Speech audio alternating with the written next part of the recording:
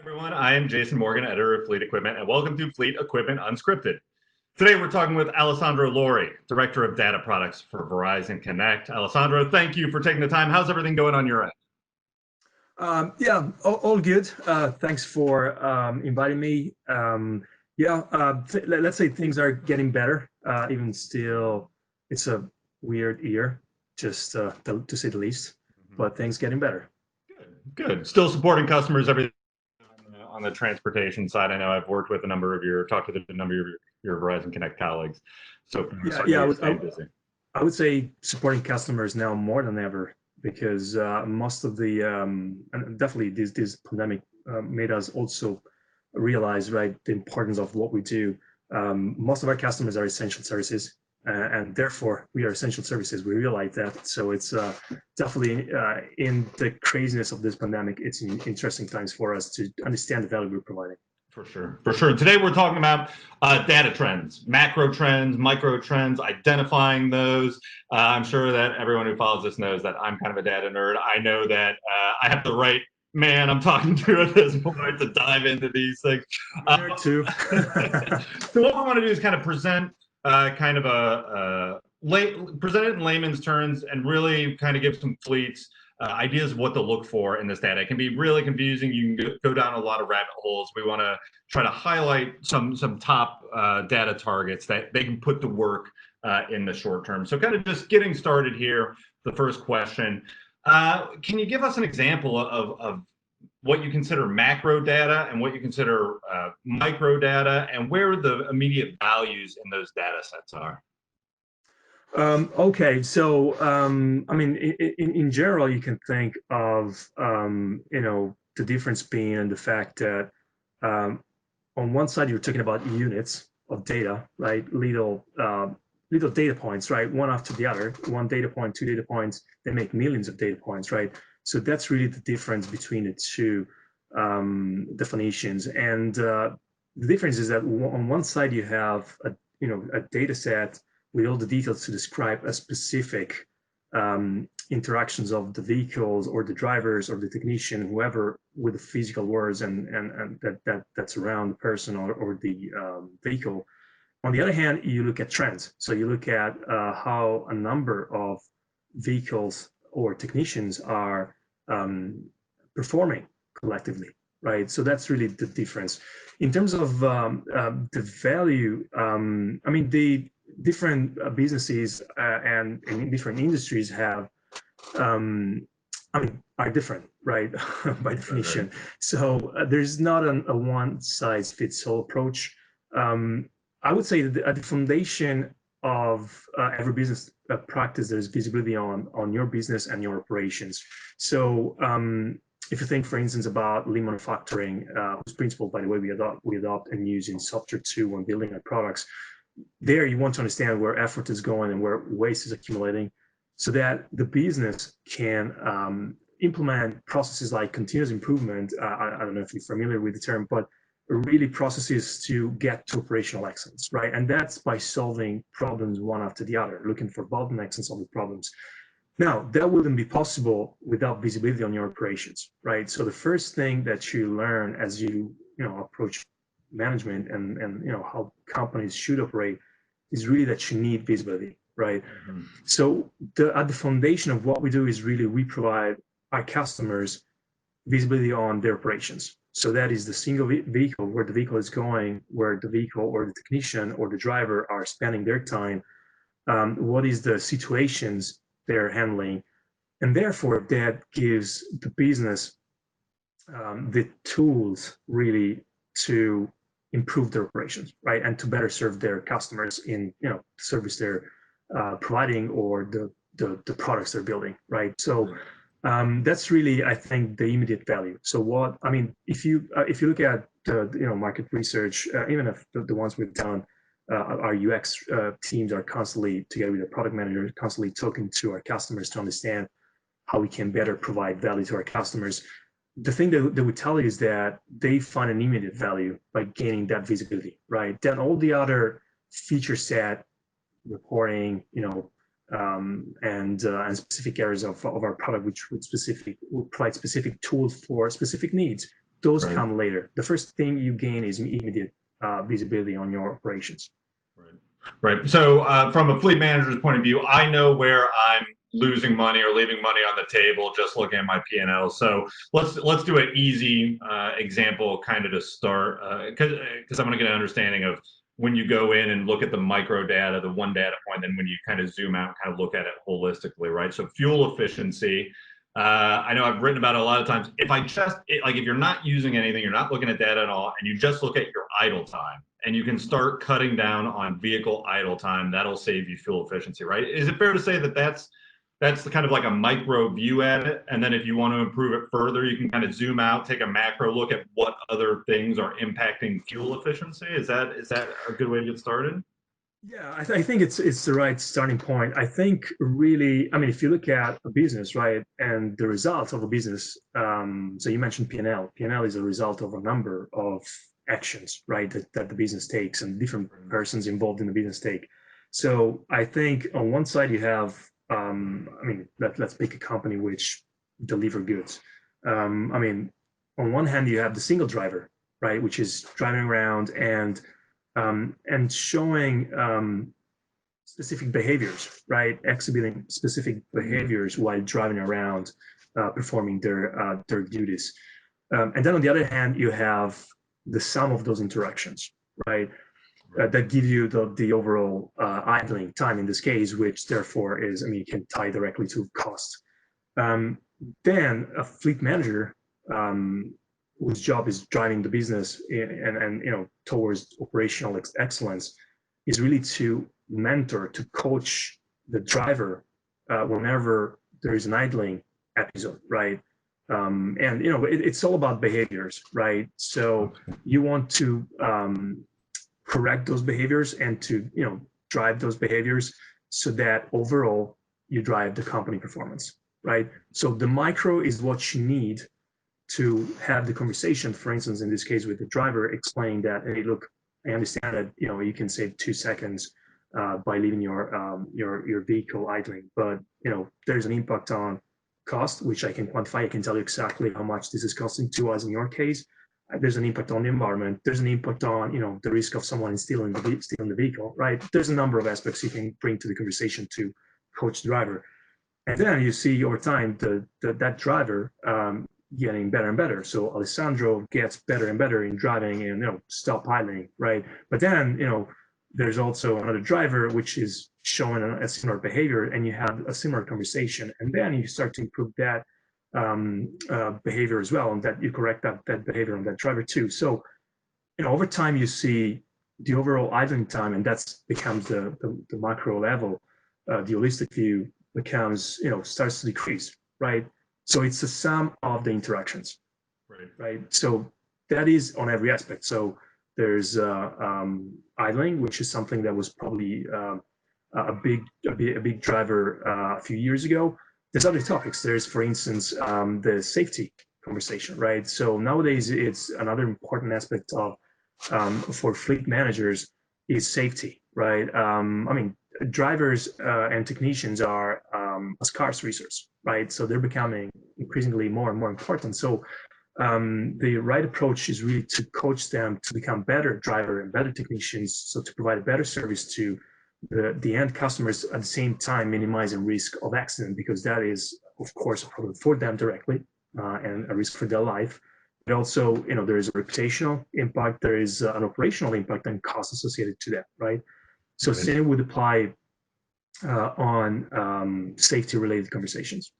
Right, and what's interesting, I'm smiling here because I've had the safety-related and driver training conversation, and that always made sense insofar as you could see potentially hard braking instances going down. You could see reduced number of accidents, and that's individual to fleets. And fleets clearly that they don't talk about that a lot, but we've seen adoption of advanced driver assistance systems, the adoption of that increasing. So clearly they find value in that. I guess I never really even equated that to, okay, well, the training then continues into the basic operational things. Like, you know, we're talking idling here. You can see where one driver idles when he goes in to get his morning coffee, right?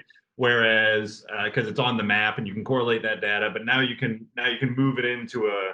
We've been talking a lot about remote driver training, right? Especially in what's going on now with pandemic, social distancing, how to stay connected with drivers. So the integration of it's even to me for a takeaway of how it informs the rest of the things you're doing. It's not just sending an email to your drivers or your driver manager and telling them, hey, tell everyone to stop idling, right? Which is kind of the gut feeling that I get. We're like, okay, well, I need idling to go down. I can track it now. Hey, everyone stop idling, and then I can watch it. As opposed to integrating that with your driver training and adapting, making sure you adapt and train those behaviors. That's super interesting. Yeah, I think it's a trend in the industry, right? And here, Nicole, if you have additional data you want to share, feel free to jump in. But I think in general, we're starting to value the person, right? And so to value more, I'd say, and to focus on coaching the person and the driver, the technician, so that the result of that is a better service, but also that operational excellence that the company should strive for, right? So I think if you approach the topic from a pure cost saving perspective, and then look at idling, and there's cost, so hey, you shouldn't idle, and that's the approach. You don't explain the benefits of that, or same for safety. Hey, you don't hit hard on those brakes without explaining that. Hey, I'm interested in your life, and of course there is a broader aspect to that in terms of the operations of our business, and how of course an accident would damage us as well. But first of all, you are an important resource for us, right? So that we want to make sure that we protect you first. So don't tailgating, don't harsh accelerate, don't Right. Violate stop signs, right? So these becomes important conversation in a coaching perspective, which I think it's more an industry trend at the moment for logistics. For sure. So you mentioned visibility earlier, right?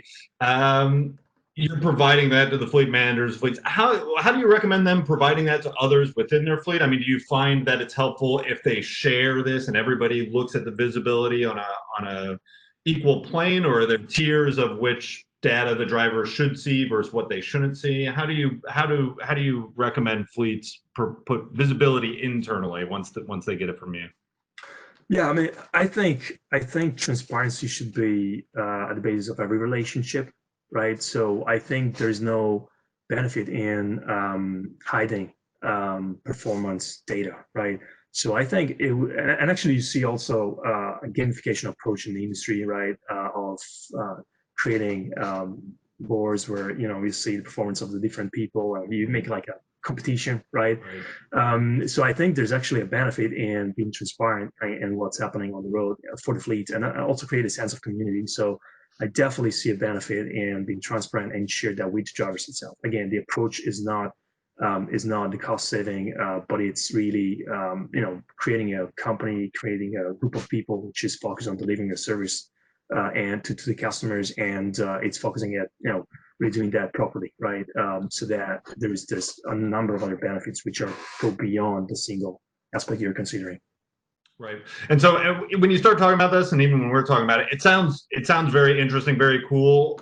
But as a fleet manager, right now, a lot of them are focused on just taking care of business. Their business has changed dramatically in the past 4 months. What support should they expect from their service providers? How deeply engaged can you get with fleets in terms of implementing some of these things, driver scoreboards, visibility into the data, helping them analyze it and explain that to their internal people? How deeply do you work with them?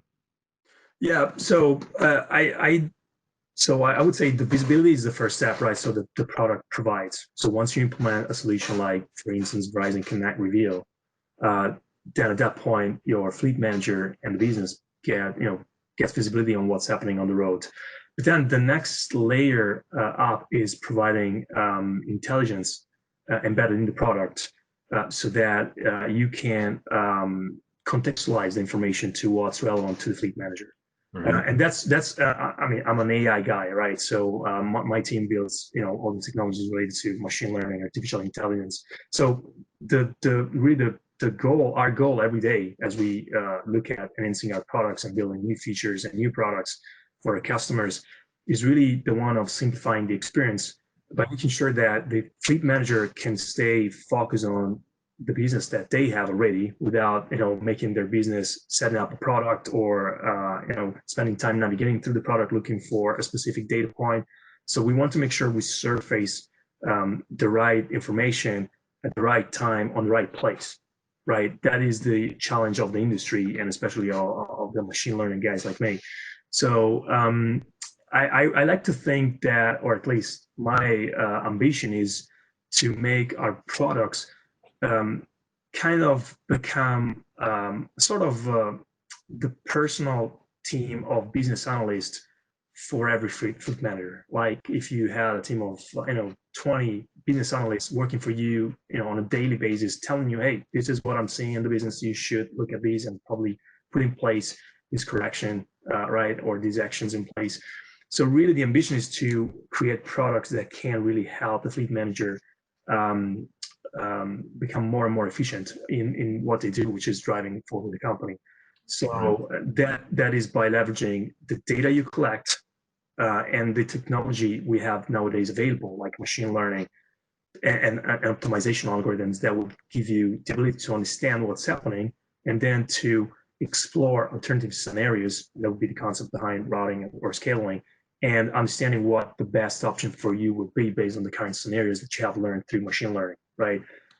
So I think it's exciting times from technology perspective, but also from a customer perspective. The former, because for the engineers that build the software, the latter for the customers that can now really get the value that, or get some valuable features that we were not able to build 5 or 10 years ago.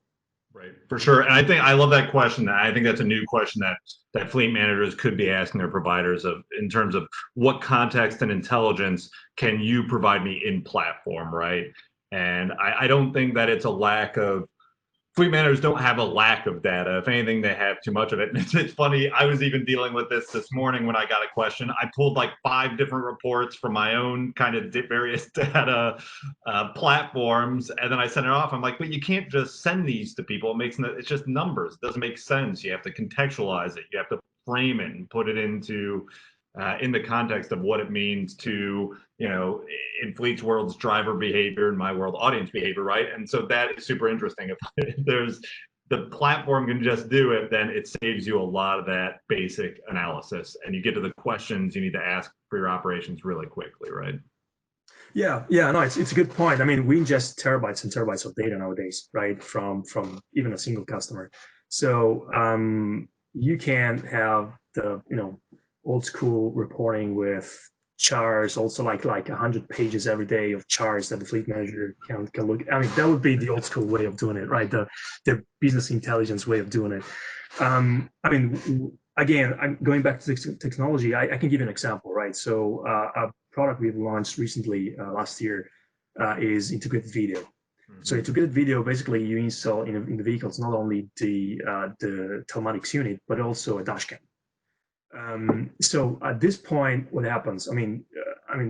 Now you not only have the description of an event happening on the road, so there's a harsh event, a harsh braking, harsh acceleration, harsh cornering. Now you have the video sequence around that event, right? But still, if you just report that to the fleet manager, considering that probably every day we see on average something like 10 to 20, 30 events per vehicle per day, depending on industries and depending on fleet. But think about how many videos the person would have to review at the end of the day. Wow, right. So what we have done is instead we have built. So we have a team of researchers, PhDs in the field of computer vision and machine learning. And what our software does, built from these teams by really, first of all, reviewing hundreds of videos and understanding the situations, and then train machines to do the same. Now there's a harsh driving event coming in.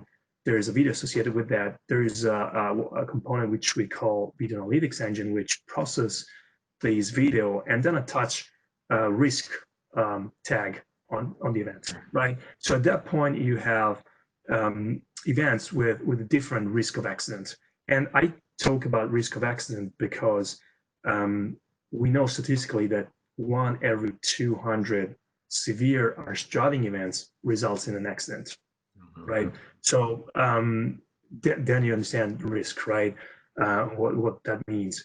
So we basically tag these events based on different risk classes, so that the drivers, the fleet manager can now navigate through the tens and tens of feeders that are coming in every day, to really focus on the one that matter, right? And the ones that really make sense to have a call at the end of the day with the driver saying, hey, look, if you don't correct this behavior, I can assure you that I can even almost predict the time to next accident. That's something in the literature is referred to as in terms of risk of accident.